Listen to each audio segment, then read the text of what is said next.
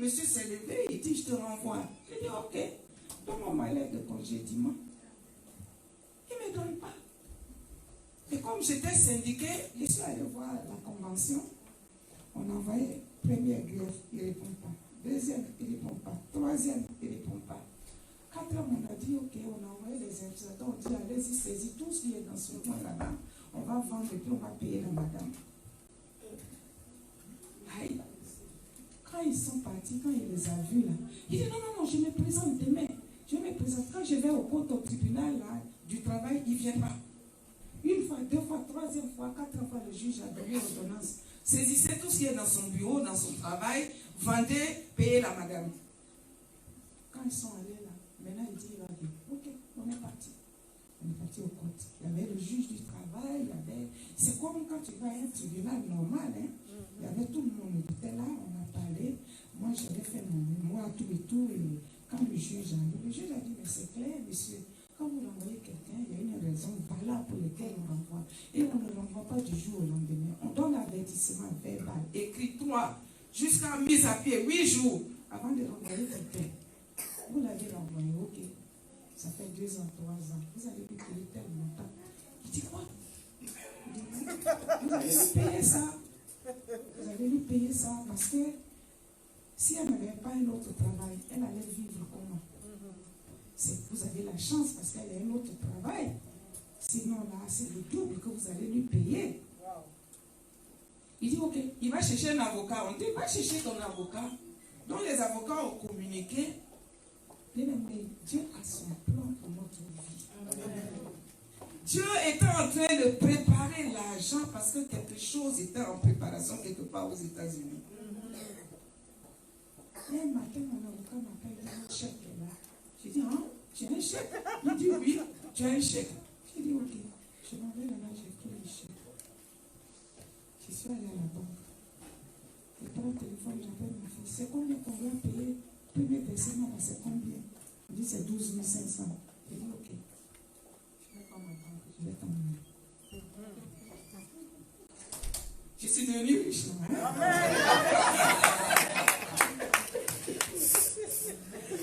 Amen. Amen. Soyez bénis. Il n'y a rien qui arrive au hasard dans votre vie en tant qu'enfant de Dieu. Dieu a toujours un plan pour nous. Il a toujours un plan pour nous. Bien-aimé, moi j'ai traversé les déserts, j'ai traversé les vallées. Mais ce qui me réjouit, c'est que mes ennemis tombent toujours. Amen. Quand ils me voient, il est debout encore, hein? Mais oui, bien sûr, je suis debout. Vous pensez que moi je vais tomber? Non, vous allez toujours tomber. Bien-aimé, je suis venu au Canada ici. J'ai connu des frères et des sœurs vraiment très, très merveilleux dans une église avec un papa merveilleux. Amen. Vous savez, un jour, quand on m'a donné le premier papier, on dit, ok, dans une semaine, quand tu arrives à l'aéroport, il y a un téléphone noir ou rouge quelque part là. Il y a un téléphone noir ou rouge quelque part là. Tu prends, tu composes le 1, et puis il y a quelqu'un qui va descendre te prendre pour t'amener. Je dis, ok, pas de problème. Le monsieur même, il ne comprenait pas. Tout ce qu'il me disait, je suis calme, je le regarde. J'étais parti avec un ancien. Il se disait, non, mais elle est malade. Tout ce qu'on dit là, elle ne dit rien. Elle dit, oui, d'accord. Il y a un problème ou bien quoi? Et je suis sorti. Maintenant, le même gars là, une semaine après, il dit, non, vous n'allez plus. Il dit, ah? Pardon, monsieur, vous dites pas, dit, non, vous n'allez plus. Jusqu'à un nouvel ordre, parce que vous avez un problème en justice avec telle personne, donc vous ne pouvez pas sortir du pays. Ah, bien-aimé, acclame le Seigneur. Il a un plan toujours pour nous. Toujours pour nous. Vous savez, moi j'avais un arrière-grand-père qui était guerrier. Et les gens disaient que cet homme-là, quand c'est chaud pour lui, on dit il sort, il s'arrête là sur le sommet de la montagne et puis il parle au soleil. Il lève la main, il parle au soleil. Et on dit qu'il disait que soleil, toi là, il y a un Dieu qui t'a créé. Il y a un Dieu qui t'a créé. Et ce Dieu-là aussi, qui n'était pas chrétien. Il y a un Dieu qui t'a créé, ce Dieu-là aussi m'a créé. Mais je pense que j'aurai la solution à mon problème aujourd'hui. Parce que je ne demande pas l'aide d'un homme. Le Dieu qui t'a créé, là, c'est à lui que je demande l'aide. Et on disait que toujours, quand il partait au combat, il était toujours vainqueur. Mais son secret, c'était ça, aller sur le sommet de la montagne. Et quand moi j'ai grandi, je me suis dit que mais quand David partait consulter Dieu avant d'aller en guerre, je suppose que c'est ce qu'il faisait avant d'aller en guerre. Donc, bien aimé, la conclusion, c'est quoi? J'ai sauté beaucoup, mais je sais que j'ai dit l'essentiel. Quoi qu'il arrive, quoi que tu traverses, quoi que tu vois. Vous savez, un jour, on était encore de l'autre côté. Marianne est rentrée comme ça. Elle m'a regardé et dit, maman, est-ce que quelqu'un peut déporter Jésus? Quelqu'un peut le déporter? J'ai dit non. Elle dit, mais il n'y a rien là, c'est du vent là. Et puis elle a continué son chemin. Et moi aussi, j'étais en train de prier, je continuais. Quoi que nous traversons, bien aimés, il n'y a aucune situation qui dépasse la main de notre Dieu. Amen. La Bible dit que la mer rouge s'est levée comme ça. Parce qu'il était là. Elle s'est fendue parce qu'il était là. Il a dit, montagne, qui es-tu devant Zorobabel? Tu seras aplani. Que tous les sorciers se lèvent. Tous les mystiques se lèvent. Tous les violents de ce monde-là même se lèvent contre toi. Il dit, mon nom est Emmanuel. Je suis avec toi. Jusqu'à ton dernier souffle. Moi, Jésus, je suis avec toi. Alléluia. Comme si j'ai été vainqueur dans mes combats, tu es aussi vainqueur dans tes combats. Parce que Dieu est avec nous.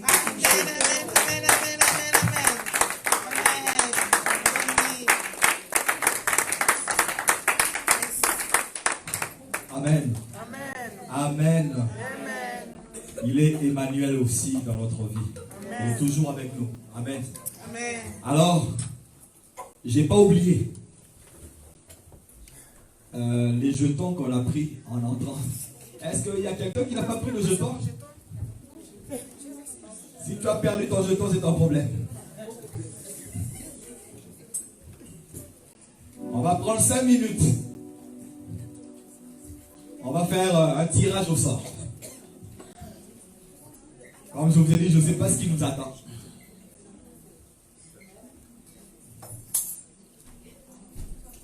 Est-ce que les protocoles peuvent nous aider?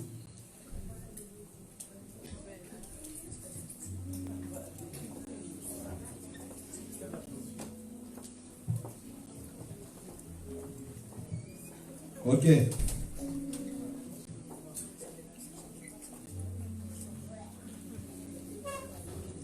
Trouvez vos jetons, parce que si jamais ça tombe sur ton numéro et que tu n'as pas ton jeton, tu l'as perdu, on passe à la prochaine personne.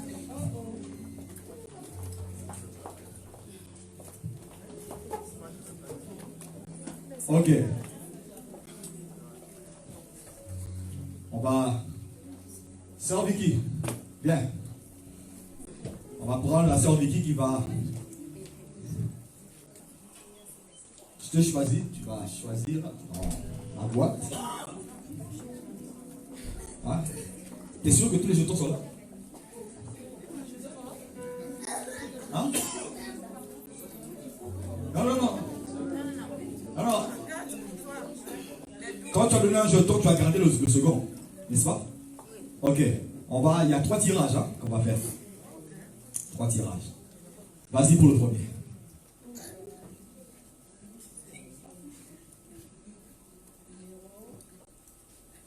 Le 37, le 60 et le 35. Ah, on a une gagnante.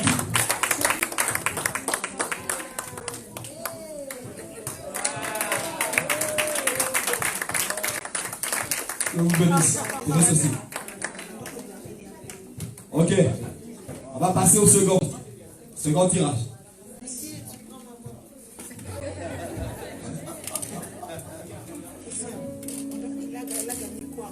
Ouais, ma soeur, on ne sait même pas ce que vous avez gagné. Vous avez gagné quoi? On est curieux de le savoir. Ah, le chemin de la prière victorieuse.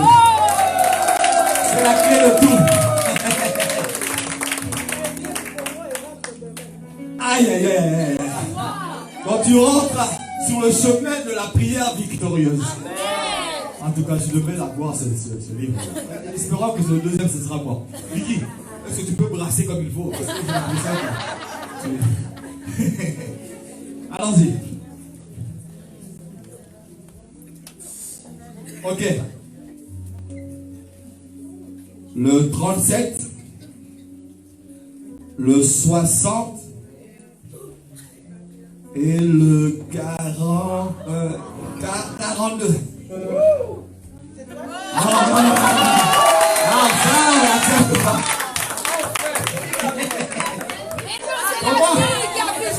Comment t'as pu te piger?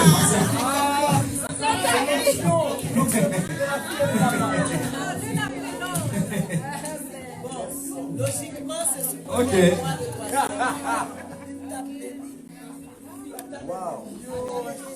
Bon, Vicky, merci beaucoup. Là, il a bien. Merci. Brasse bien les gars.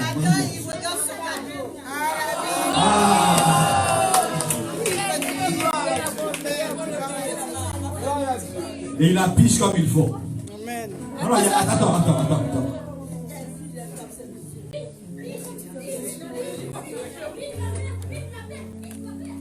Ok. Le numéro 37, le 60 et le 13. Il n'y a personne? C'est moi. Non, Eric.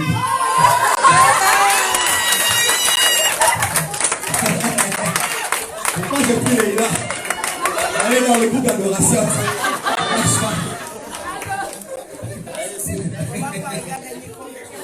Ok. Montre-nous ce que tu as pris. Tu as gagné. Voilà. Le combat spirituel. Ok. Il n'y a pas un quatrième parce que moi je veux gagner aussi. C'est fini? Ok. Est-ce qu'on peut acclamer le Seigneur?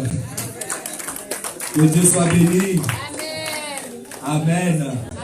Ça fait tellement du bien et du plaisir quand on est dans la présence du Seigneur. Alors, avant de passer à notre dernier témoignage, on va écouter un dernier cantique que le groupe d'adoration a préparé pour nous. Le dernier, c'est l'ancien Lomax, c'est celui qui a gagné la Bible. Ne partez pas sans écouter ce témoignage de ce groupe. Et on n'a pas encore fini.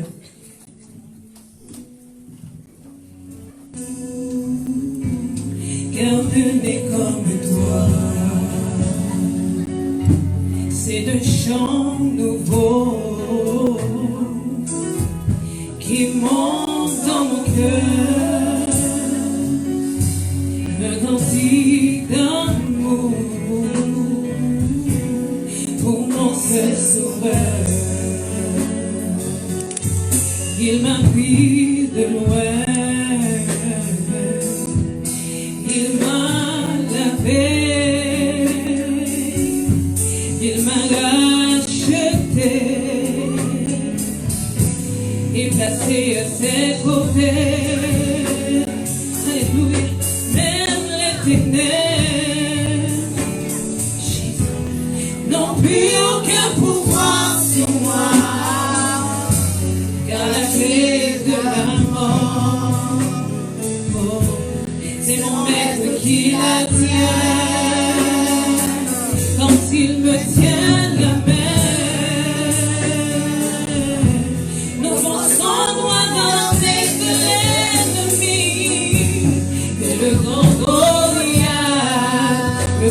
de ma vie se retrouve par terre. Oh, lui seul me suffit, mon bien-aimé, lui seul est tout pour moi. Quand je ne sais comment dire, oh, je me mets à chanter. L'Éternel est bon, l'Éternel est bon, l'Éternel il est bon, l'Éternel est bon. En tout temps, en tout instant, l'Éternel est bon. Il est bon pour toi et moi, il est bon pour moi. L'Éternel il est bon, l'Éternel est bon. Dans ma vie il est bon.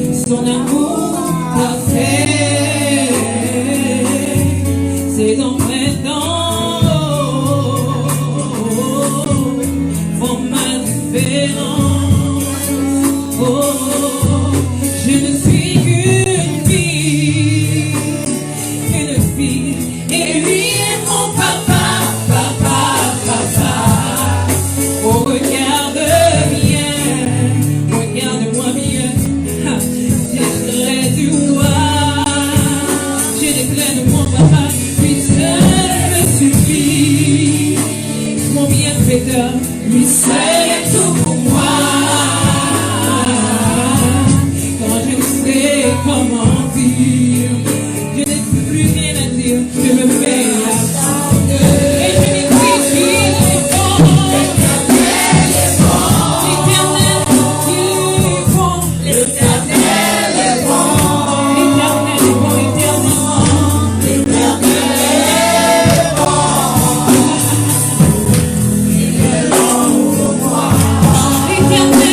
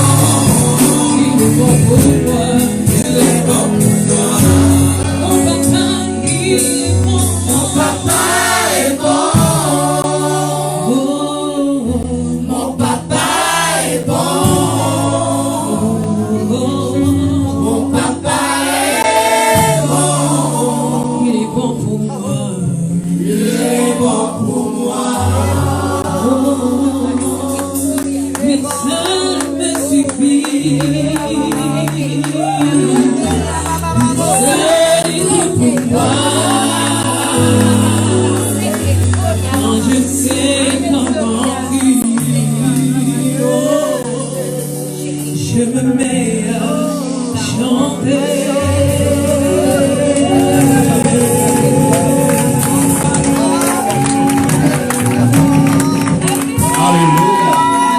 Alléluia. N'est-ce pas qu'il est bon ce Dieu-là? Alors sans plus tarder, nous pouvons appeler l'ancien Lomax, qui lui aussi veut témoigner la bonté du Seigneur dans sa vie. Est-ce qu'on peut l'acclamer très fort? Merci Jésus.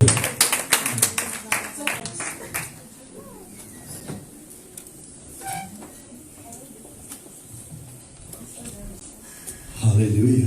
Amen. J'aime dire béni soit l'Éternel. Béni soit l'Éternel. Gloire à Jésus. Gloire à Jésus. J'ai dit gloire à Jésus. Alléluia. Merci Seigneur Jésus. Alors bien aimé, ce soir, c'est un moment privilégié pour moi. Et je voulais entendre. Et lorsqu'on m'a dit que j'allais témoigner, bon, je dis gloire à Dieu. Si c'est ça la volonté du Seigneur, alors je le ferai avec joie. Pour le Seigneur. Amen. Et le Seigneur, il est bon, n'est-ce pas? Et c'est bon de témoigner de sa grandeur, de là où il nous a tirés. Et je vais juste chanter sur le frère créole. Amen. Amen. Levez-moi, retirez la poussière, vous faites briver, côté pas d'espérer, avec vous, rien pas impossible, vous levez-moi, vous cachez-moi.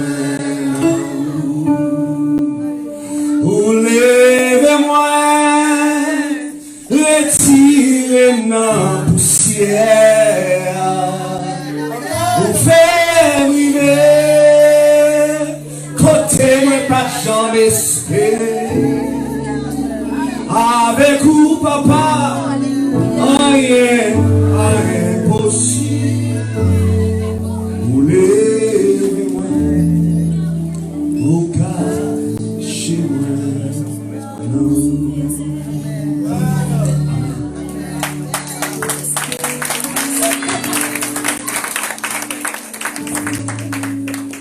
Ça veut dire que du fumier que j'étais,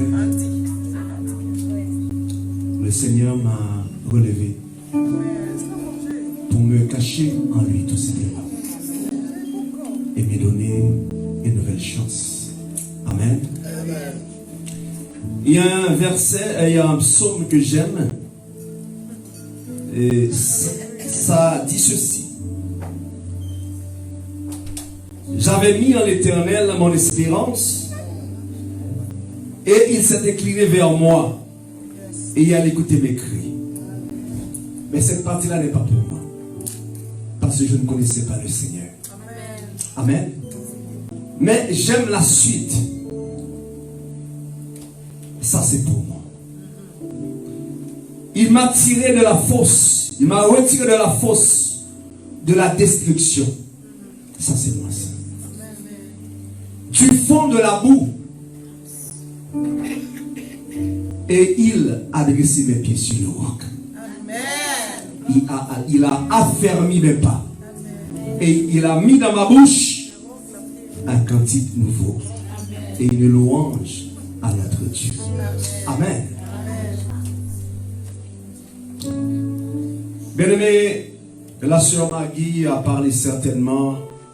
C'est une femme de détermination, une femme qui a un mot. Quand tu dis c'est ça, tu ne changes pas, tu ne bronches pas. Amen.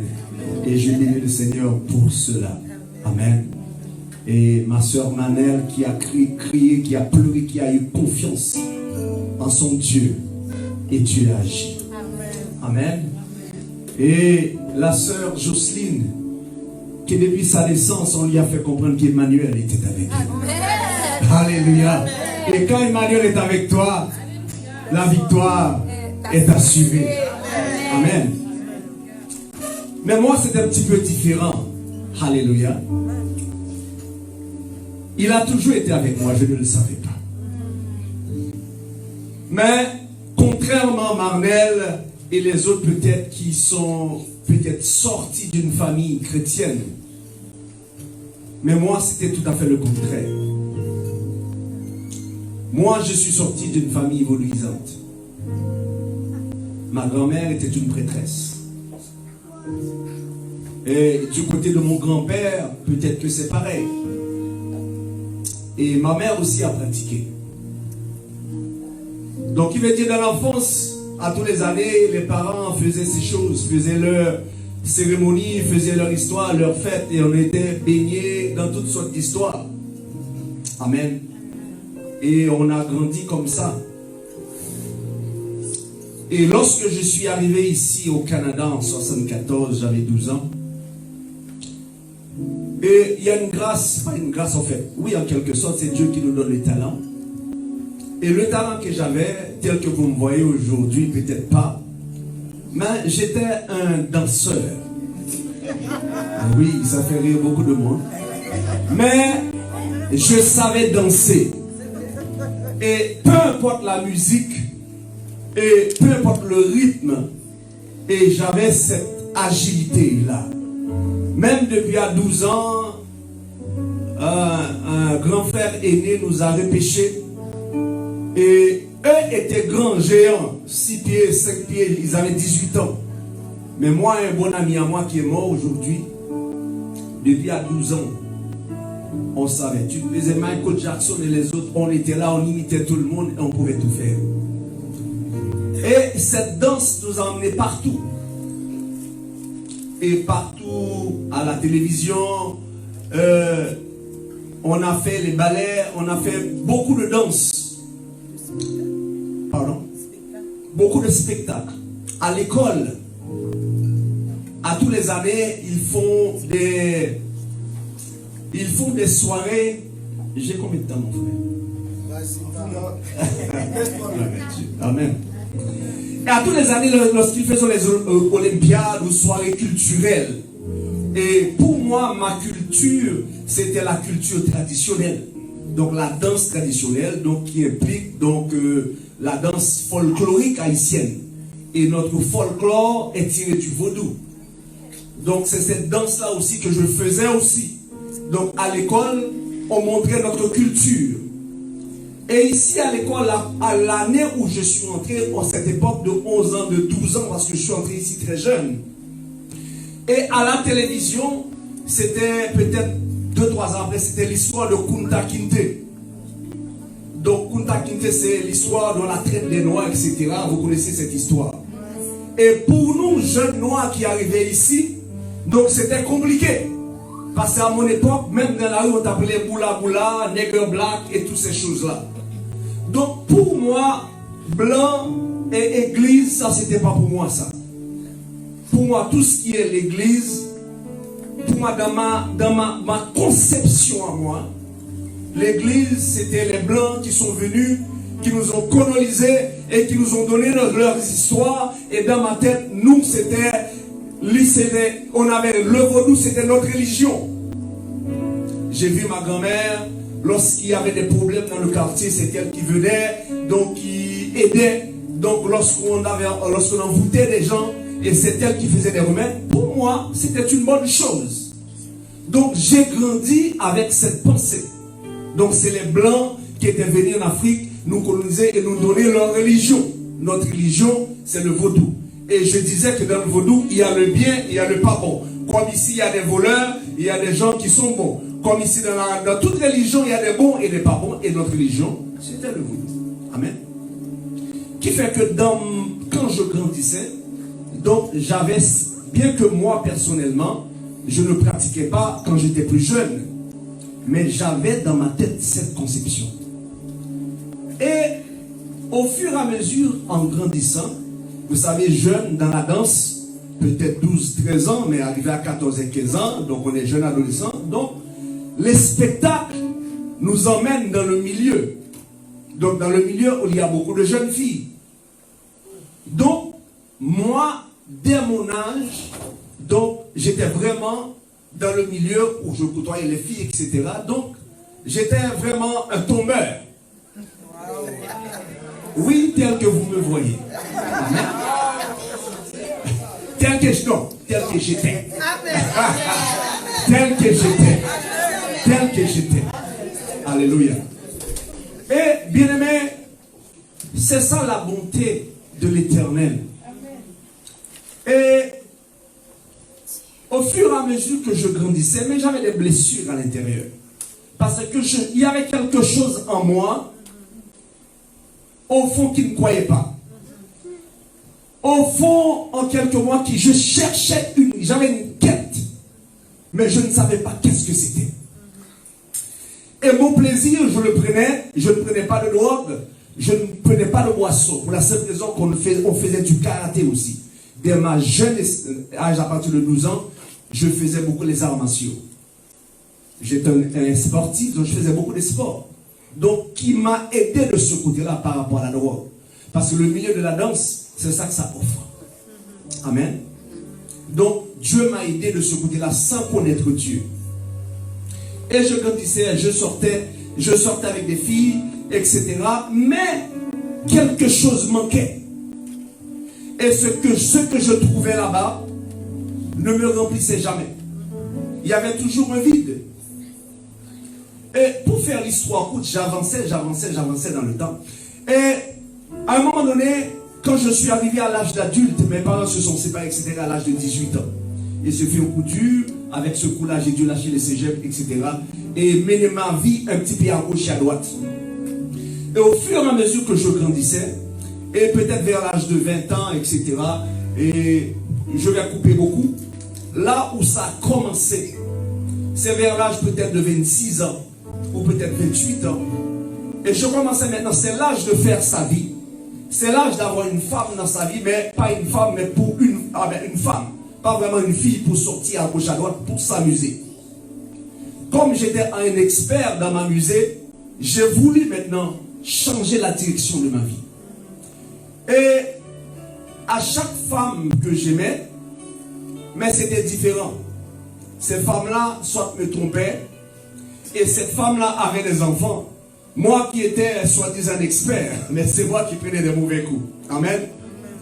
Et à un moment donné, j'ai commencé à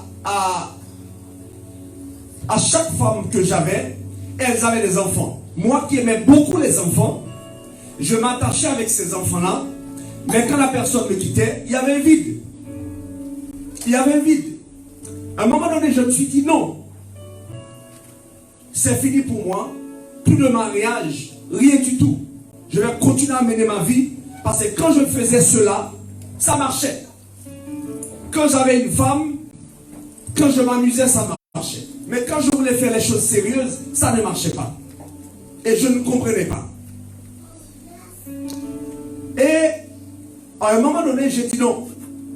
Je vais juste trouver quelqu'un et faire un enfant. Et cette histoire de mariage, c'est fini. Alors, pour faire une histoire courte, j'ai trouvé la mère de mon fils aîné à Chaïd. C'était une Trinidadienne. Et elle aussi, elle venait de quitter avec son mari. Elle avait un enfant qui avait 6 ans. Elle dit que depuis 6 ans, moi, j'ai fini avec ces messieurs-là, je ne voulais pas faire d'enfant. Là, maintenant, je suis prêt. Donc, j'étais à l'école. C'est une amie, son amie, qui m'a trouvé beau. Mais elle avait un mari. Je dis, puisque je te trouve beau à mon goût, mais je suis marié, je vais te présenter une copine. Et c'est là, elle a arrangé tout pour moi. Et quand j'ai vu la maman d'Achaïd, elle était très jolie. Amen. Et puis, on s'est arrangé pour avoir un enfant. Et c'est comme ça que ça s'est passé. Il dit, bon, moi je veux avoir un enfant, moi aussi je veux avoir un enfant, mais on ne va pas se marier, on va rester ensemble.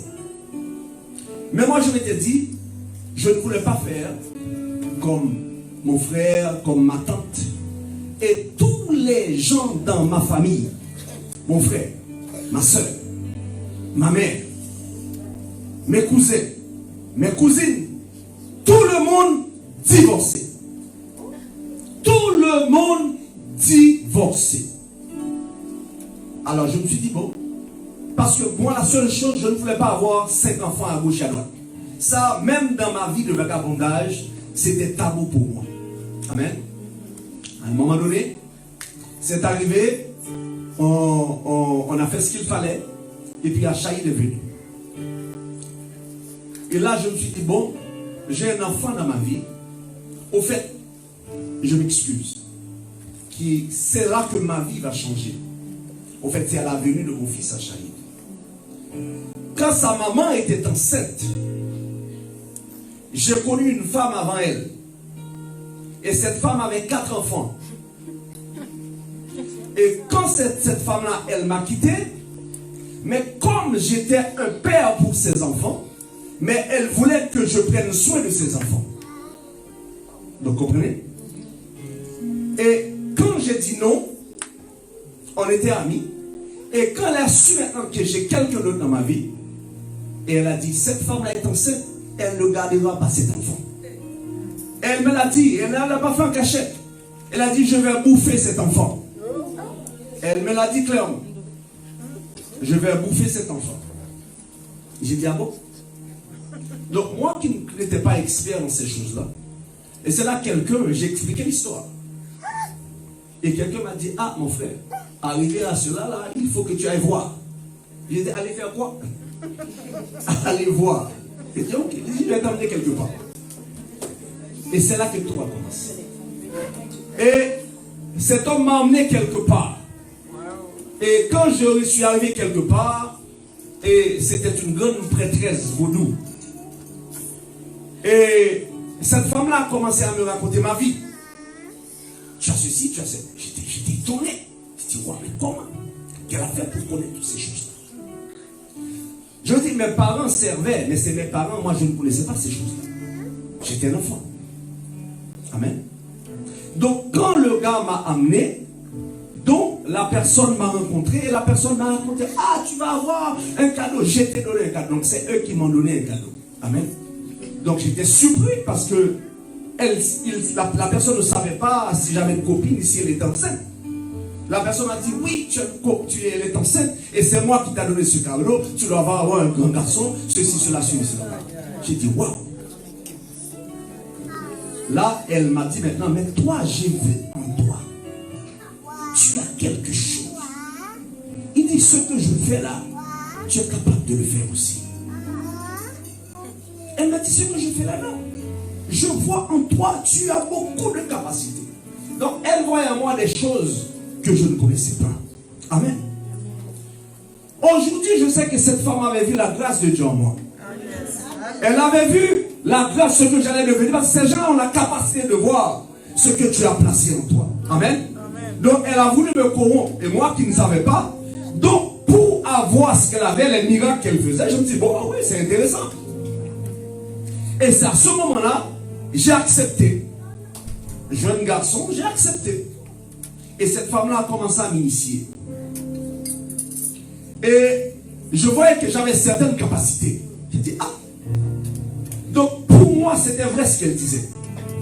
Mais à un moment donné, pendant que ça c'est pendant la grossesse de la maman de Achaïd. Donc à un moment donné, cette femme-là travaillait avec moi.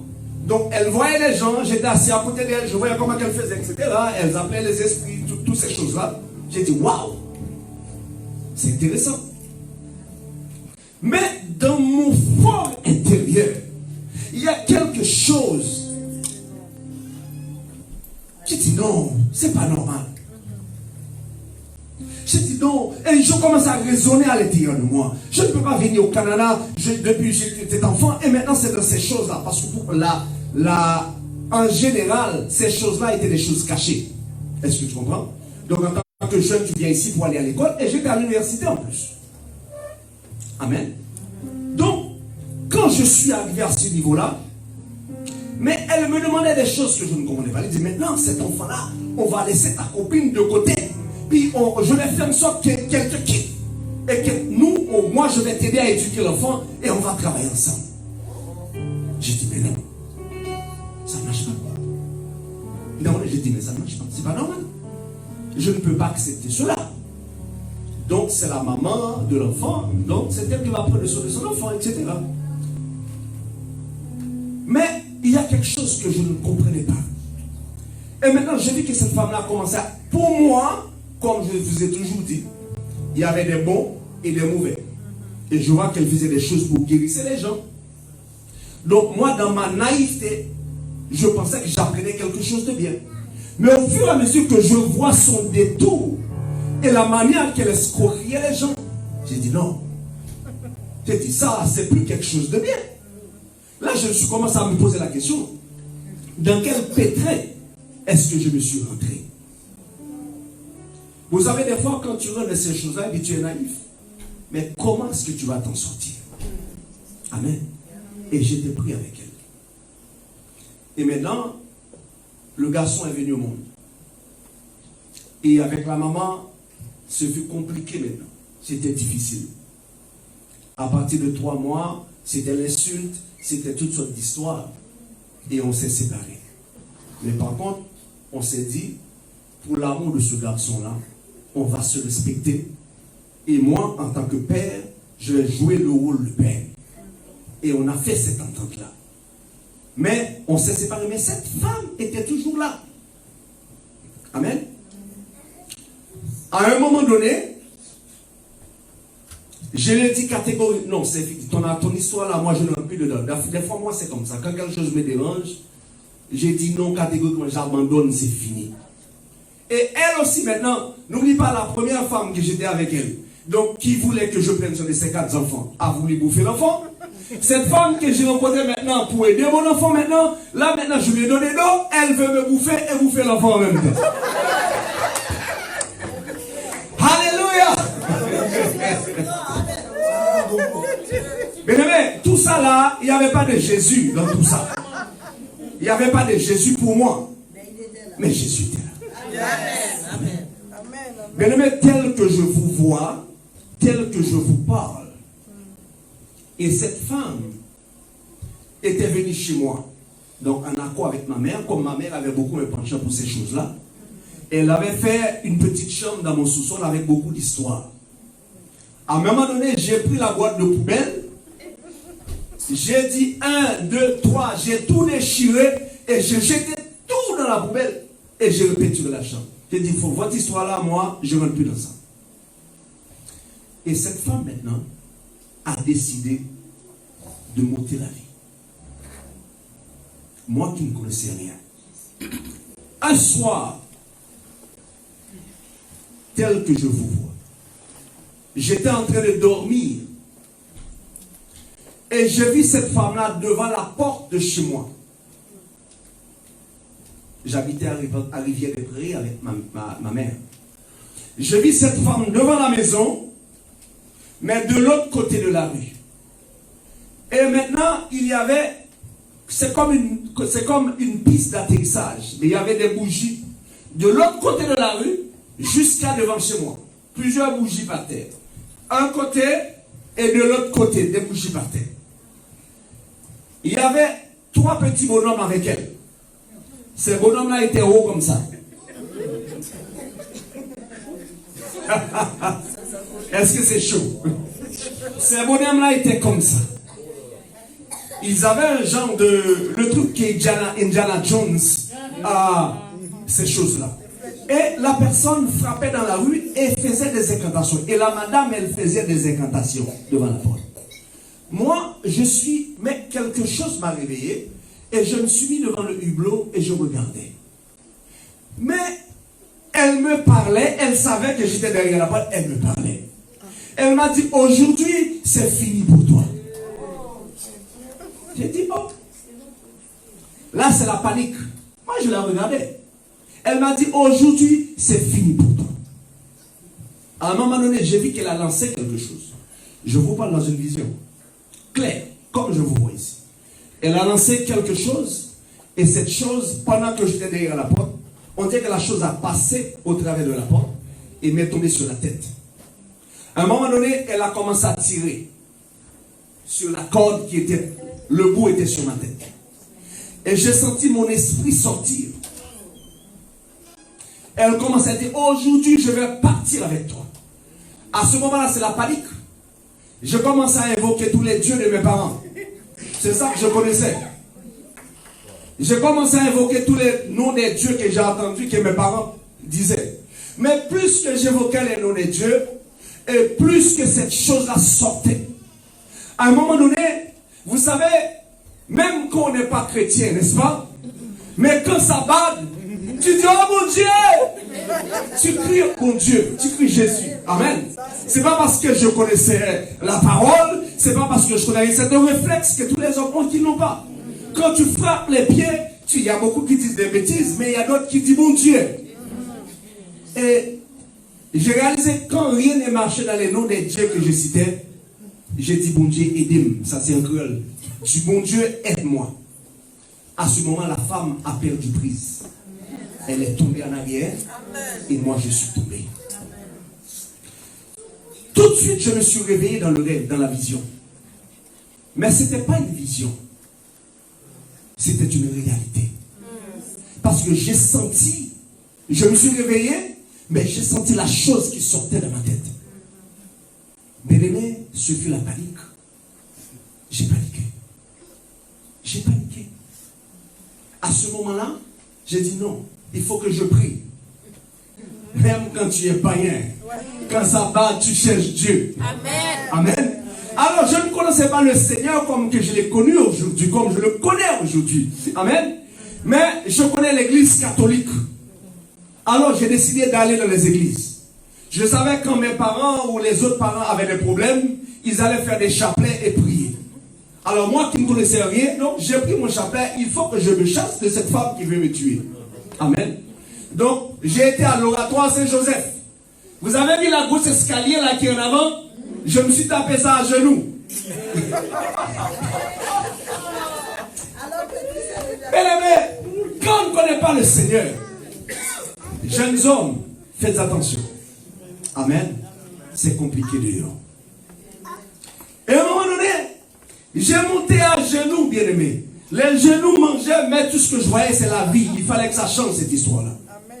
Après, au Roi Saint-Joseph, j'ai fait plusieurs églises. C'est ceci, c'est cela, c'est là-bas, c'est tout ce que vous voulez. Ça ne marchait pas. Je connais un gars qui était franc-maçon. J'ai dit, ah, j'ai une histoire compliquée. Il est venu, il a dit, ah, frère, ton cas, moi, je ne peux rien faire pour toi. J'ai dit, ah, ok. J'ai dit, ok, il n'y a pas de problème. Et je menais ma vie, vous savez. Et puis, là, c'est un premier grand épisode. Et j'avais cette épée Damoclès qui était toujours sur moi. Amen. Et je continuais à mener ma vie. Et des fois, je faisais des rêves. C'était des combats la nuit, combats compliqués. On venait m'étouffer, on venait m'écraser. Ceci, cela, à gauche, à droite. Et je combattais sans savoir comment que j'allais combattre. Amen. Mais dans tout ça, le Seigneur était là. Amen. Amen. À un moment donné, dans ma vie, comme je vous ai dit, j'avais une faiblesse. Amen. De la chair. Les femmes que je sortais. À un moment donné, j'ai commencé à faire une série de rêves. J'ai commencé à faire une série de rêves. J'avais un ami que j'allais à l'école secondaire. Et il fumait beaucoup. Et j'ai appris qu'il était mort du sida. Amen. Et quand je dormais, je vis ce gars avec une seringue souillée. Et son objectif, c'était de me piquer et de m'infuser à me perfuser avec le seringue souillé. Mais, ce que je vous dis là, bien aimé, c'est sérieux. C'est comme si je marchais dans la rue, et puis je vois le gars, de l'eau comme ça devant la porte. Je le vois, et puis il sort son histoire, il me regarde. Oui, c'est sérieux. Il m'a vu, et il a commencé à courir après moi. Je courais, je l'ai perdu dans la foule. Une semaine après, même vision. Même personne, même scénario. Plus proche. J'ai fait cette vision pendant à peu près 2 mois ou 3 mois. Mais à chaque fois, il était plus près. Et je m'échappais. Amen. Et la dernière fois que j'ai fait la vision, peut-être 3 mois après, mais c'était des suites.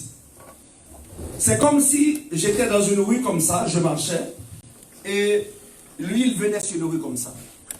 Arrivé maintenant au coin, on s'est rencontrés face à face. Juste en face de moi. Et j'ai vu ce sourire et dire aujourd'hui je t'ai eu. Et le gars a piqué. Et moi de réflexe j'ai fait comme ça. Et ma chemise était ouverte. La chemise s'est ouverte comme ça. Et l'aiguille est passée. C'est l'art martial. À quelques centimètres. Ça ne m'a pas piqué. Mais c'est frôlé mon t-shirt juste presque dessus comme ça. Et j'ai passé comme ça, il a passé. Et j'ai fui. On n'avait pas besoin de la prophétie à cette époque. Je ne connaissais pas la prophétie. C'était clair. C'était clair. Si tu continues cette vie-là, c'est fini pour toi. Et j'ai commencé à être sélectif. Et très, très, très sélectif. Toujours dedans. Toujours dedans. Avant, lorsqu'on m'offrait, je ne regardais pas. C'était clair. Mais maintenant, j'évaluais maintenant. J'évaluais les critères. Foutaise. Amen. J'allais tomber pareil. Mais j'évaluais. Je regardais. Des fois, je disais non. Avant, je ne disais pas non. C'était free for all. Mais maintenant, je regardais. J'évaluais. Est-ce que non? Est-ce que oui? Est-ce que non? Et à un moment donné, j'ai dit non. Il faut c'est assez. Il faut que je le fasse maintenant. Et puis Dieu avait son plan. Son plan, c'était cette femme. Son plan, c'était cette femme. Amen. Alléluia. Bien-aimé, quand Dieu te veut et tu ne comprends pas, il va faire n'importe quoi. Et ça, c'était un warning.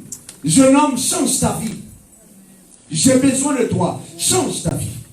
Et partout, ma tante qui était, elle servait le Seigneur.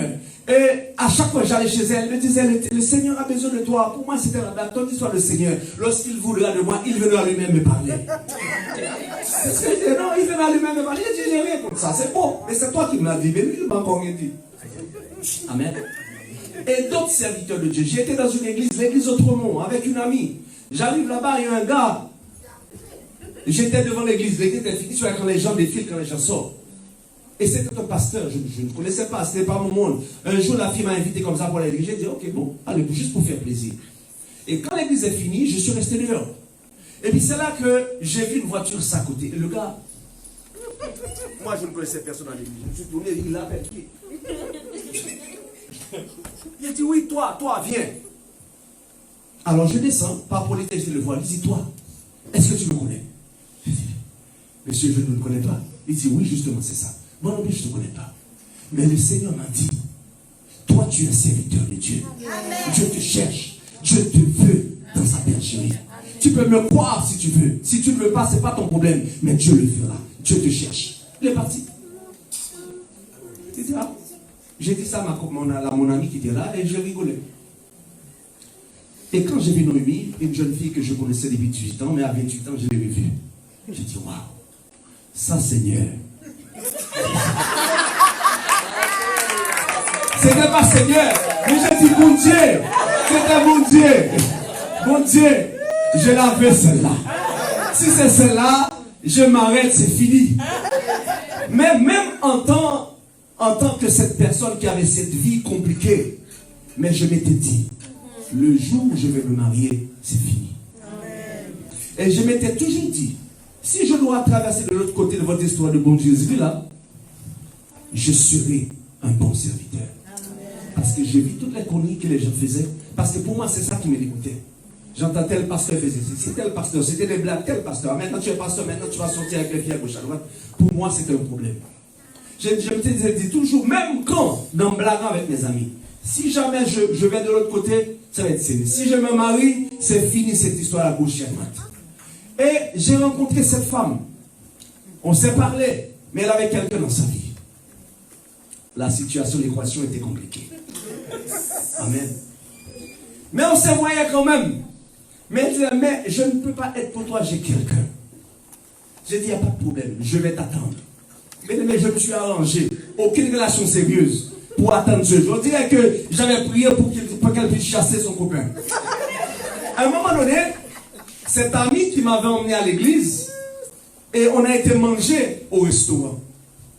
Et puis je lui ai raconté mon histoire. En tout cas, la vision aussi, non, là maintenant je sens dans ma vie qu'il faut que j'ai les yeux d'une femme, il faut que j'arrête cette histoire-là, sinon je vais mourir, il faut. Et puis on parlait. À un moment donné, j'ai senti cette fille-là transformée. Elle m'a dit, cette femme-là que tu veux, elle n'est pas comme toi et moi. Parce qu'elle n'était pas chrétienne non plus. Sa mère allait à l'église, mais elle allait un pied en un, un pied deux. Mais elle m'a dit, cette femme-là que tu veux, elle n'est pas n'importe qui. C'est comme on dit, elle a un maître. Si tu la veux, je ne sais pas comment tu vas faire ça. Moi, je lui ai dit une chose.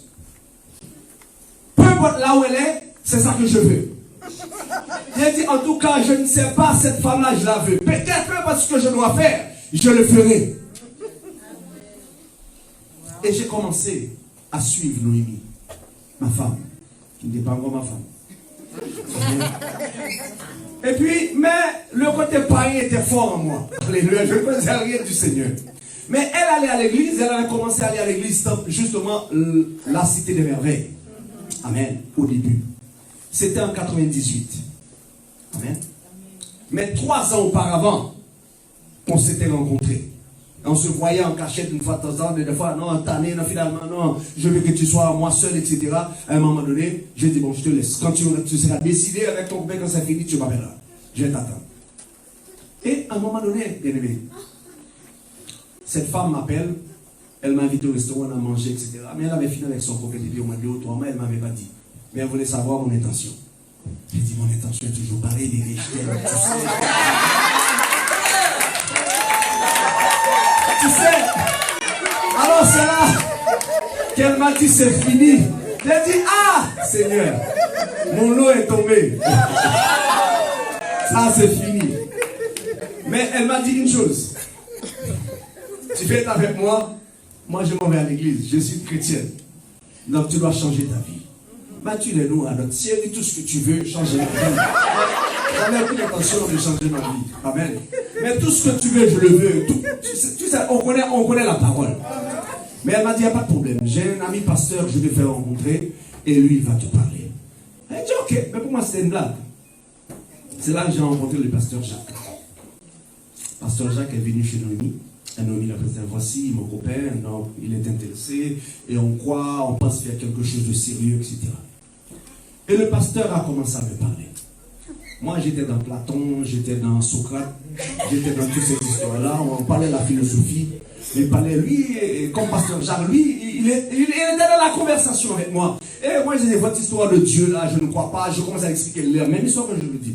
Je sais que dans le vaudou, il y a le mot, etc. Il dit, moi, oui, je te comprends, c'est vrai, mais c'est pas comme à un moment donné, il m'a dit, lève-toi, je vais prier pour toi. On dirait qu'il était tanné, il a été investi du Saint-Esprit. Il dit, lève-toi, je vais prier pour toi. Il dit, ok, tu peux faire ton affaire. Et je lève ma main. Seigneur Jésus. Ce Seigneur-là, l'homme de Dieu a prié pour moi. Il m'a dit, répète après moi. Moi, comme un Jacob, j'accepte le Seigneur Jésus dans ma vie. Je ne savais pas si je faisais de me faire avoir par le Seigneur. Alléluia. Bien aimé, j'ai accepté Jésus. Justement à ce moment-là, j'ai accepté Jésus dans ma vie. Amen. Vous savez quoi? Ma vie a été changée. Amen. Dès ce jour, ma vie a été changée. Avant ça, ma marraine, ma tante, elle m'avait dit que j'ai une vision pour toi. Avant ma conversion, juste une petite flashback. Elle m'a dit, j'étais en sommeil et j'ai une vision. J'ai vu que moi et un groupe de femmes que nous prions ensemble, et on était sur une montagne avec l'Éternel. Mais elle m'a dit, la montagne était tellement élevé, les gens qu'on voyait, c'était des fourmis. Mais j'ai dit, mais je t'ai reconnu. Tu étais dans une vallée qui était sombre. Et j'ai dit à Jésus, je ne peux pas. C'est mon filleul. Elle est ma marraine et la grande soeur de ma mère. Elle a dit, non, c'est mon filleul, c'est mon fils, je ne peux pas le laisser. Le Seigneur a dit, non, reste calme. Il est de notre côté. Amen. Et elle m'a dit ça, je ne comprenais pas. Elle m'a dit, non. Quand j'ai voulu accueillir elle m'a dit, tu es de notre côté. Je ne sais pas en toi et Dieu, mais en tout cas, je sais même si tu fais les vagabonds là, mais Dieu t'a réclamé. Amen. Et c'est pour dire ce jour que j'ai dit oui à Pasteur Jacques. Ça a changé ma vie complètement. Amen. Mon plus gros problème, c'était les boîtes de nuit. J'aimais danser, la danse était dans mon sang. La danse était là. J'ai fait des scènes, j'ai fait toutes sortes d'histoires avec la danse. Mais comment est-ce que je vais sortir ça de moi? 6 mois après ma conversion, Noémie et moi, on s'est fiancés. J'ai dit à Noémie une chose, on était en 1998. J'ai donné ma vie décembre 98. J'ai dit, moi, je ne vais pas traîner 3 ans dans les fiançailles. Moi, je vais me marier tout de suite. Je ne vais pas attendre, sinon je vais tomber à gauche, à droite. Je ne veux pas attendre. Elle a dit, ok, dans 6 mois, au moins, etc., on se marie. Et bien aimé, personne ne m'a forcé. On m'a pas dit, ne va pas dans la boîte de nuit, etc. Un soir, je suis sorti avec Noémie. On a été danser dans un club. C'était en 99. Je suis rentré. Mais les mecs, quand je rentre dans une boîte de nuit, je sors le dernier. Et quand je danse sur la piste de danse, fais-moi de la place. Amen. Je suis rentré à 11h. Vers les minuit, je trouvais la musique trop forte. La musique commençait à m'énerver. Et les gens qui dansaient là, je voyais que les gens d'une grossière indécence qui dansaient devant moi, j'ai dit non. Je regarde ma femme, elle me regarde, j'ai dit mais comment les gens peuvent danser comme ça? Et j'étais champion dans ça. J'étais champion dans ça. Mais je regarde les gens indécents. Je regarde ma femme m'a regardé, j'ai dit toi et moi, c'est pas pour nous ça. Bien aimé depuis lors, 99.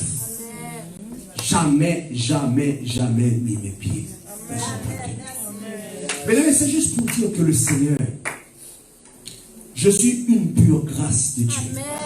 J'ai rien fait pour cela. Maman, sa famille était chrétienne, peut-être ma soeur, peut-être ma soeur Manon, elle est élevée dans une famille chrétienne. Mais Dieu ne fait exception de personne. Dieu m'a retiré de la boue, bien-aimé. Je vous ai fait grâce de beaucoup de choses, parce que sinon ça allait prendre toute la soirée. Amen. Mais Dieu m'a retiré vraiment du fumier pour me faire asseoir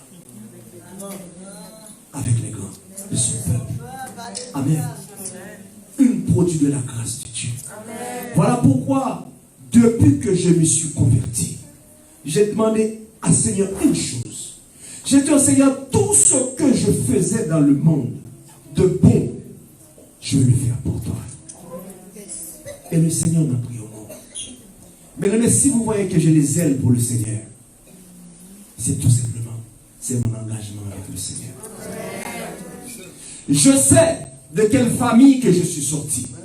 D'une famille de divorcés. J'ai dit à ma femme, toi et moi, le mot divorce n'existe pas. Amen.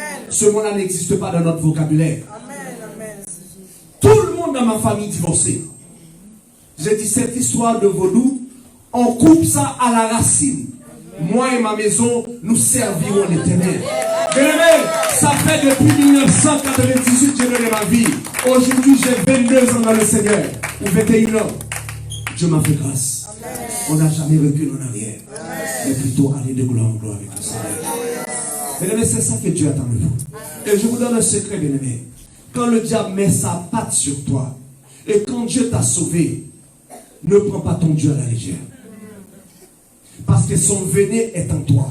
Amen. Il est là pour te détruire. Même quand tu es dans le Seigneur, il va t'emmerder à tous les jours. Amen. Une seule chose qui va t'aider, c'est ta vie de prière, ta vie de consécration. avec le Seigneur. Bien-aimé.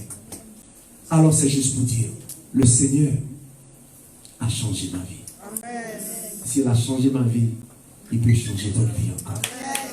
Peu importe le combat, peu importe l'adversité, dis pas que je ne suis pas capable, n'abandonne pas. Dieu t'a vu, Dieu te connaît. Ça ne dépend pas de toi, mais ça dépend de lui seulement. Mais sois prêt à l'appel, dis oui. Et même quand tu n'es pas capable, il sera là pour t'aider, pour te pousser. Que le Seigneur vous bénisse.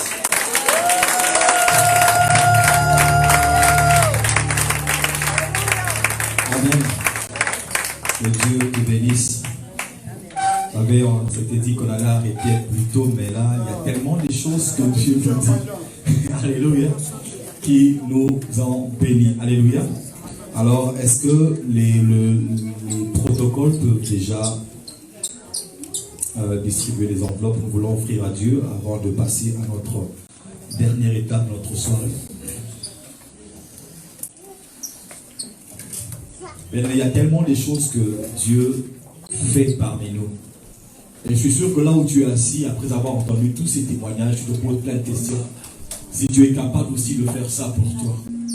Et moi, je pourrais peut-être simplement te dire que si Dieu l'a fait pour le Max, si Dieu l'a fait pour la sœur Jocelyne, si Dieu l'a fait pour la sœur Marlène, si Dieu l'a fait pour la sœur Maggie, il peut le faire pour toi. Amen. Alors ce soir, pendant que nous nous apprêtons à offrir à Dieu, j'aimerais simplement te dire, prépare ton cœur ce soir à prendre une décision. Alléluia. Amen. Tous ces témoignages ne sont pas en vain. C'est pour nous emmener quelque part. Pour t'emmener quelque part.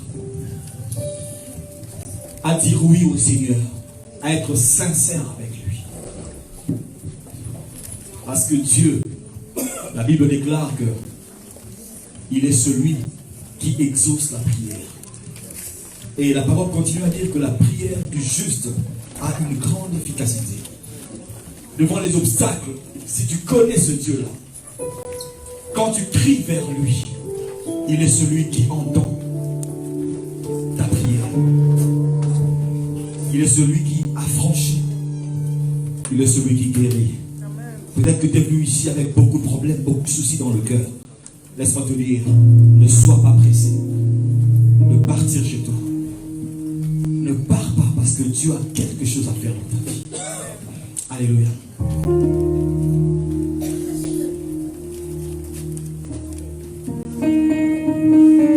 Merci Jésus. Alors, nous n'aurons pas emmené un panier, les protocoles vont passer dans chaque table pour ramasser les offrandes.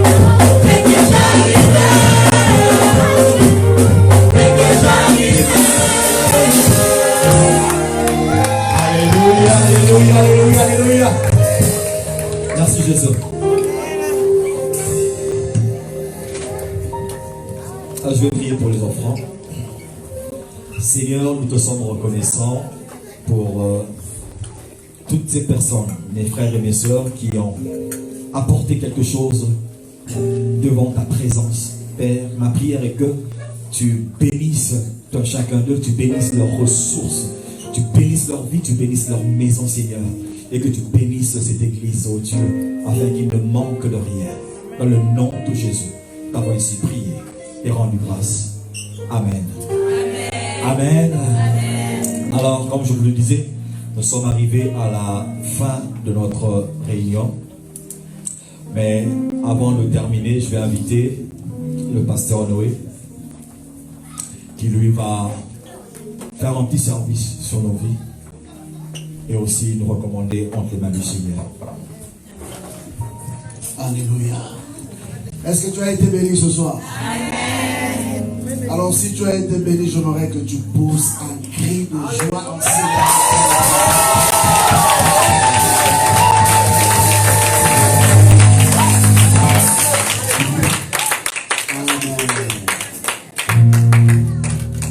Nous voyons que Dieu fait des grandes choses.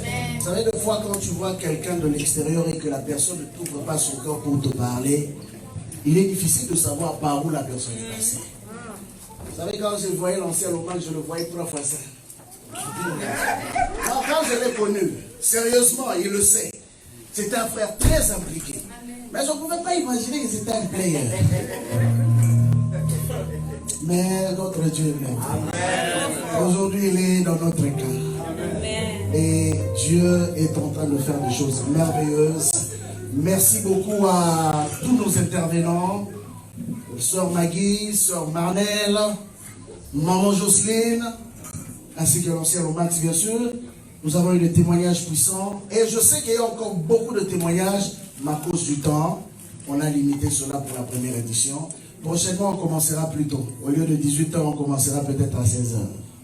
Comme ça, on laissera plus de temps aux gens de pouvoir témoigner. Amen. Alors ce soir, par rapport à tout ce que tu as entendu Dieu faire dans la vie des gens, s'il te plaît, ce soir, tu te sens interpellé. Tu sens que Dieu m'a vraiment parlé. Et j'ai besoin de Dieu. Il y a des choses que je dois fixer dans ma vie. Il y a des choses que je dois réparer dans ma vie. Et je veux que la même chose que Dieu a fait dans la vie de Maman Jocelyne, dans la vie de l'ancien Lomax, dans la vie de la sœur Marnel, dans la vie de la sœur Maggie, qu'il le fasse aussi pour moi. Bien-aimé, tu n'es pas simplement venu pour écouter ce que Dieu fait avec les autres. Tu es venu pour toi-même aussi expérimenter ce que Dieu peut faire dans ta vie. C'est la raison de ta présence ici. Avec Dieu, il n'y a pas d'hasard. On pouvait avoir plus que ça. Mais Dieu t'a sélectionné. Toi, pour que tu sois là. Pour que tu écoutes ces choses. Parce qu'il voulait dealer avec toi. Ce soir, j'aimerais juste que nous puissions prendre quelques temps. Tu vas te lever de là où tu es. Tu sens ce grand besoin dans ton cœur. Tu dis, Seigneur, j'ai un vide dans mon cœur. Et ce soir, par rapport à tout ce que j'ai écouté faire dans la vie des autres, je veux aussi que tu me visites de la sorte. Je veux aussi que tu me touches, que ma vie change. Je ne veux pas sortir de ce temps comme si j'étais venu simplement dans une soirée où on a mangé, on a dansé. J'aimerais sortir de ce lieu étant renouvelé. Si tu es là ce soir et tu sens dans ton cœur que tu as besoin que Dieu te touche ce soir, te visite ce soir, remplisse ton cœur ce soir, j'aimerais simplement te demander de lever ta main et nous allons tous prier. Alléluia. Merci. Merci. Pour vous qui avez levé vos mains et pour nous qui sommes dans l'assemblée, nous allons prier pour nos bien-aimés. Oui, bien-aimés, c'est un geste d'humilité quand nous reconnaissons le besoin de Dieu dans nos vies. Ce soir, ce que tu viens de faire est inscrit dans les annales du ciel. Cela ne passera pas inaperçu parce qu'il y a un nouveau voyage qui va commencer entre Dieu et toi ce soir. Ce soir, je t'assure que Dieu va te visiter. Alors tu vas prier après moi et toute l'assemblée va répéter cette prière. Seigneur Jésus, j'ai écouté ce que tu as fait dans la vie de mon frère et de ma soeur. Et je reconnais moi aussi que j'ai besoin que tu le fasses avec moi. Seigneur, je t'ouvre mon cœur. Viens me remplir. Que ce vide que je ressentais à compter de ce soir, que je ne le ressente plus. Comble-moi de ton amour. Si par mes gardes, je t'avais fermé la porte de mon cœur, ce soir, comme un enfant qui revient auprès de son Père, je reviens à tes pieds et je t'ouvre mon cœur. Fais de moi ce que tu veux. Remplis ma vie. Que je devienne aussi un témoignage vivant. Dans le nom puissant de Jésus. Je veux prier. Seigneur, tu as vu mon frère, tu as vu ma soeur, qui ont reconnu ce soir leurs besoins de toi. Laisse que leur cœur soit comblé de ton amour. Saint-Esprit, je te prie de le visiter en détail, que cette nuit même, que chacune de ces personnes qui a levé ses mains, Seigneur, connaisse une vraie transformation. Seigneur, ce que moi je ne peux faire, ce que mon frère ou ma soeur ne peut faire, c'est ce que toi, Dieu, tu fais. Car tu connais le cœur de l'homme mieux que l'homme lui-même. Je te dis merci d'avance pour l'œuvre du Saint-Esprit dans la vie de ces hommes et de ces femmes. Et je sais que demain, ils témoigneront de cette soirée. C'est ainsi que nous t'avons prié, nous disons tous Amen. Est-ce qu'on peut acclamer pour le Seigneur? Vous pouvez répondre de place, s'il vous plaît. Alors, avant de clôturer, une minute.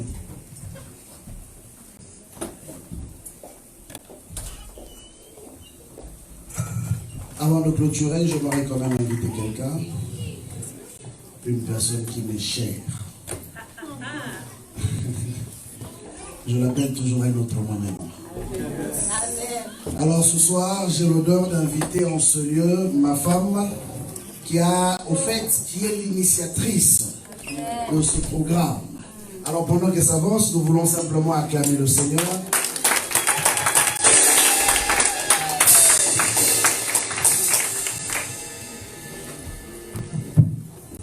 Amen. Ma voix elle est déjà cassée. Parce que Dieu est bon. Quand on a chanté Dieu est bon, il est réellement bon. Il fait tellement de grandes choses dans nos vies. Il y a quelque chose que je fais à chaque matin. J'ai dit au Seigneur, que puis-je faire pour te faire plaisir? Ça c'est chaque jour. Parce que ce que le Seigneur fait pour nous est tellement bon, est tellement grand, et au-delà même de ce qu'on peut imaginer et penser. Il y a une chose qui tient Dieu à cœur, c'est son peuple. Vous êtes le peuple de Dieu. Et pour son peuple, il a versé de son sang. Et à chaque jour, il relâche une gloire pour son peuple. Pour secourir son peuple. Pour faire du bien à quelqu'un. Chaque jour. Entendre ces témoignages, j'étais tellement émue. Je connais ancien Loma que ça va faire 8 ans que je suis à l'église. Et c'est la première fois. Pourtant, il a toujours témoigné. Il parle toujours de son témoignage, mais moi, je ne l'ai jamais entendu. Maman Jocelyne, j'ai la grâce parce que je la côtoie tout le temps. Je parle beaucoup. Maman Maggie, elle témoigne beaucoup. Il faut dire oh ce que le Seigneur a fait. C'est en nous que le Seigneur tire sa gloire. Il tire gloire à n'importe qui, à n'importe quand. dire sa gloire. On doit dire, oh, ce que le Seigneur a fait. Derrière chaque personne ce soir, se cache une histoire. C'est pourquoi il dit, il est le chemin, la vérité et la vie. Sur ce chemin, il y a un parcours. Et c'est ce qu'il fait au quotidien dans nos vies. Témoigner de la grandeur de Dieu. C'est dire oh, à déclarer à Satan son échec quand on témoigne ce que Dieu a fait. Il y a quelqu'un qui vit la même situation que toi. Mais quand il entend ton témoignage, il dit, c'est que je vis n'est rien comparable à ce que l'autre vit. Et tu prends courage. C'est pourquoi le Seigneur a dit qu'il est bon que les frères demeurent ensemble. C'est dans la communion que Dieu révèle sa puissance, son amour. Parce qu'il a donné sa vie pour nous. Mais on ne peut jamais réaliser quelque chose seul. Même si Dieu te donne une vision, tu as besoin de quelqu'un. Et cette soirée, j'ai béni le nom du Seigneur pour sa bonté. Je ne suis rien si ce n'est sa grâce, si ce n'est sa faveur. Je ne suis rien. Mais ma vie est un témoignage de la grandeur de Dieu. Si je me tiens ici, c'est parce que Dieu m'a pris de rien. Je ne mérite rien si c'est de sa grâce. Je ne mérite pas de me tenir devant son peuple et parler de sa part si c'est de sa grâce. Ce que Dieu fait est au-delà même de ce qu'on peut lui rendre. On ne peut pas rendre au Seigneur ce qu'il fait pour nous. Mais la seule chose qu'on peut faire, c'est ce qu'il te demande de faire au quotidien dans la vie de quelqu'un. Amen. Que le Seigneur vous bénisse tous. Je vais remercier l'Église au complet, les intercesseurs au téléphone qui ont prié pour cette soirée. Que le Seigneur vous bénisse. Et je vais remercier les groupes d'adoration. Maestro, que le Seigneur te bénisse. Il est toujours là, toujours disponible. Que le Seigneur te bénisse, ainsi que toute l'équipe. Et je ne peux pas passer sans pour un temps remercier certaines femmes au milieu de nous. Ces femmes-là ont travaillé jour et nuit. Je n'ai jamais été aussi célèbre. Ces femmes-là m'appelaient. J'ai dit, ah, c'est bien d'organiser quelque chose parce qu'on se parle plus souvent. Il y a des femmes ici exceptionnelles qui les font pas à cause du pasteur, mais qui les font à cause de leur Dieu. La sœur Noémie, qui quittait son travail, travaillait jusqu'à 3 heures. Les pots de fleurs que vous avez vus, c'est la conception de la sœur Noémie. En collaboration avec la sœur Gaëlle. Sœur Noémie, elle n'est pas là. Que le Seigneur la bénisse. Sœur Gaëlle, tu es juste exceptionnelle. Elle est tannante, mais c'est pour la bonne cause. Elle est là au petit soir. Et comment ça se passe? Elle voulait que tout soit en ordre. La sœur Chantal, elle, c'est de tous les jours, de tous les temps. Elle est toujours positive. Même quand il n'y a rien, oh, ça va arriver, on va acheter. Qu'est-ce qu'il manque? Oh, on va l'acheter. Même quand on voulait louer, non, on achète pour Dieu, on ne loue pas. Que le Seigneur te bénisse. La sœur Sylvie, je vais profiter pour présenter notre sœur Sylvie. Elle n'est pas là. Elle fait un service traiteur. Tout ce que la plupart des plats que nous avons mangés ce soir, c'est la sœur Sylvie. Si vous avez des réceptions, si vous avez des occasions, elle est juste là pour offrir ce service de traiteur. Que le Seigneur la bénisse abondamment. Et que le Seigneur bénisse toutes les femmes, de loin ou de près, qui ont contribué pour la réalisation de cette soirée. Ça ne fait que commencer. Parce que le Seigneur va faire encore de grandes choses au milieu de nous. Et je crois que la liste prochainement sera longue pour témoigner de ce que Dieu fait. Et je ne peux pas oublier notre MC. Est-ce que vous l'avez aimé ce soir? Il est tellement excellent. Il est tellement bon. Frère Christian, que le Seigneur te bénisse abondamment.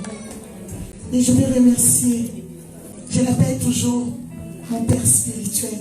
Si je connais le Seigneur aujourd'hui, si je le sers, c'est parce que Dieu est passé par un homme merveilleux.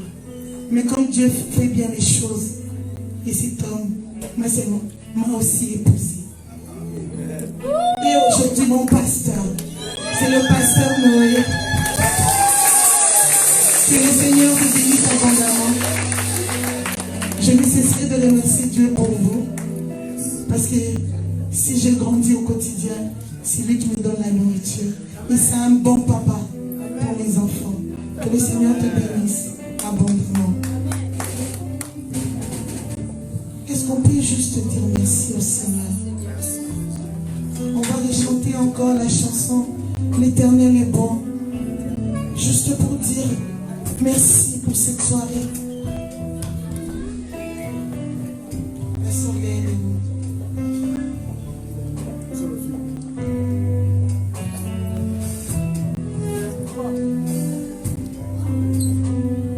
On va juste s'élever. Juste pour dire à l'Éternel qu'il est réellement bon. L'Éternel est bon. Et chaque mot dans sa présence. L'Éternel est bon. L'Éternel est en ce lieu. L'Éternel est bon. Tu as reçu beaucoup ce soir. Il est bon pour moi. Alors élève ta voix et chante L'Éternel est bon. Oui, tu es tellement bon, Seigneur. L'Éternel est bon. On peut compter tes bienfaits en Dieu. Et juste de te dire, tu es tellement bon, Seigneur. Il est bon pour moi. Tu es tellement bon pour ma vie. Tu es tellement bon pour mon frère ce soir. Seigneur, merci. Merci pour ta grâce. Merci pour ta bonté. Merci pour ta faveur. Merci pour ton amour, Seigneur. Merci de faire de nos vies des vies de témoignages. Merci de faire de nous des témoins de ta grandeur. Merci, Seigneur. Merci, Seigneur.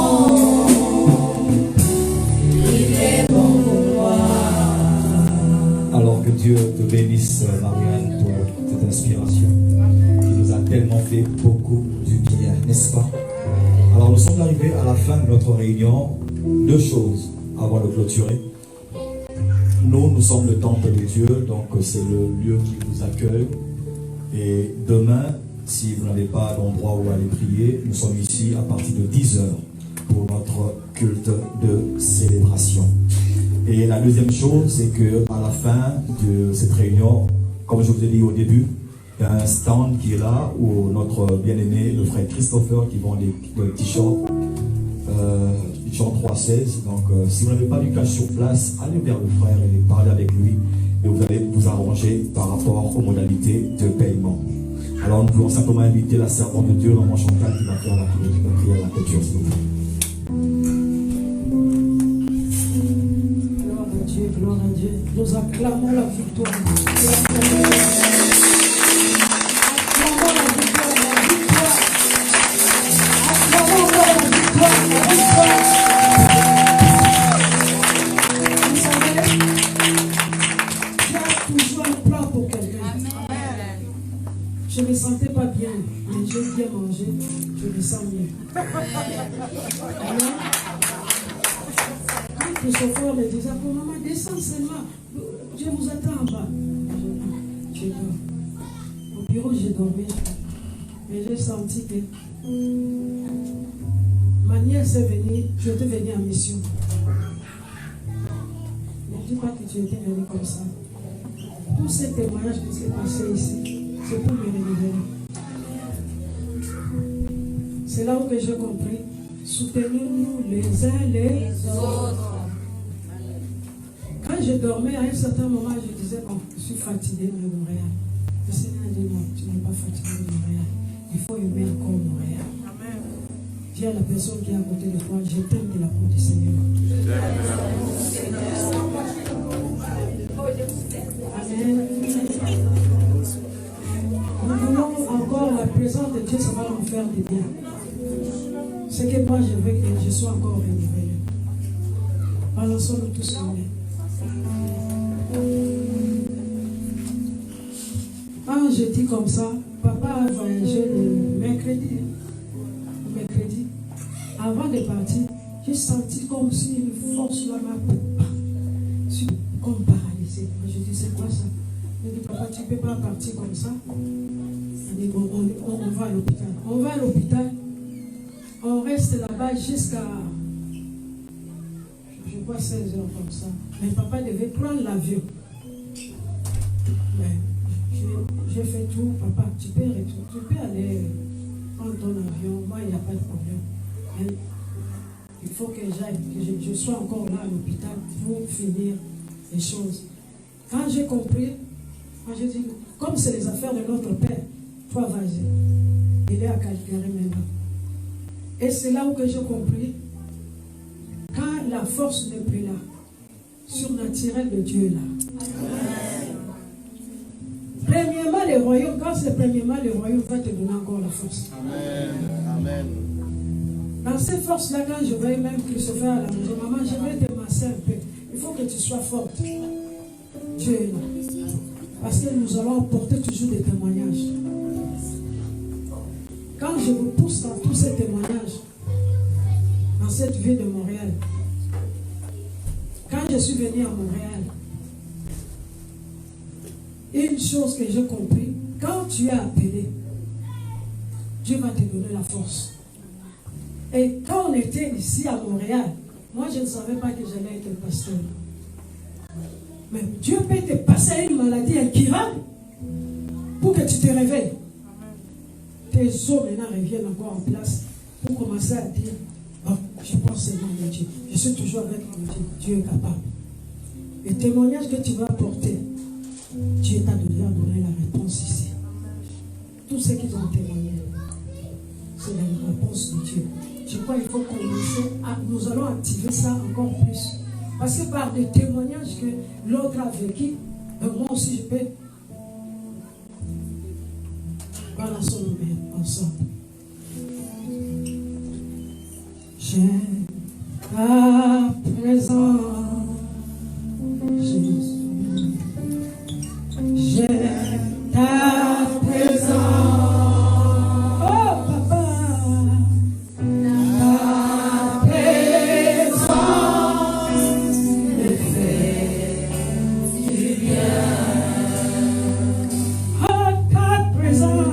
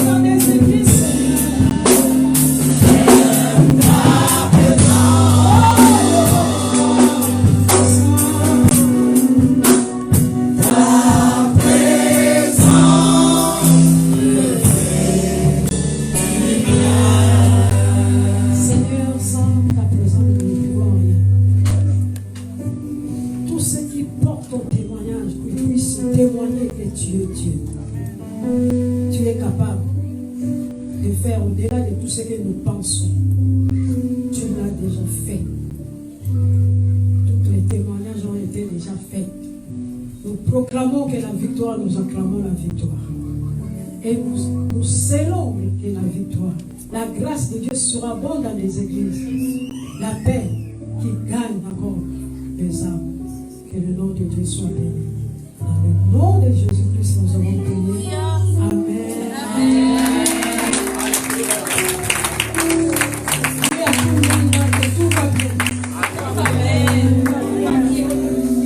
Alors, vous venez bonjour, bonsoir à la personne qui est à côté de vous. N'oubliez pas, il y a encore